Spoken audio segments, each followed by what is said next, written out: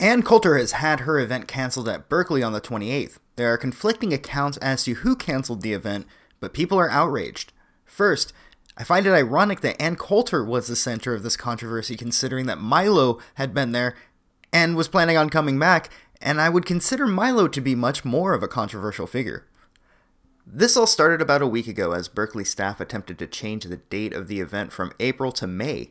As she pointed out, her schedule was booked, and also she was outspoken about the idea that this was a way to cull the turnout rate since it had been moved to a date after classes ended.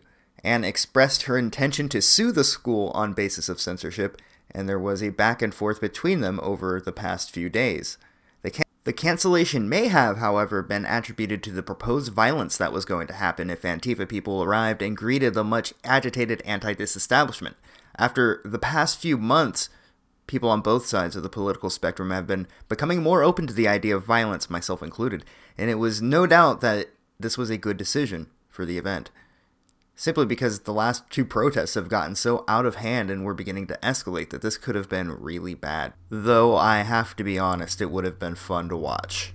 In conclusion, I am disappointed that Ann Coulter will not be allowed to express her opinions on a publicly funded school and engage with students at Berkeley. Actually, it downright pisses me off. The footage that the common person has recorded and uploaded to social media has at least opened my eyes to the bully tactics of these thugs. The very fact that we have things like this going on and the police, the mayor, the school administrators approve of the violent actions of these anti-fascist groups makes me worry about the state of things. It even seemed like Ann Coulter herself was dealing with members of the cabal of leftists as they tried to minimize the people who would be able to attend by moving the date from a time when people would be out of class, which is something else to keep in mind.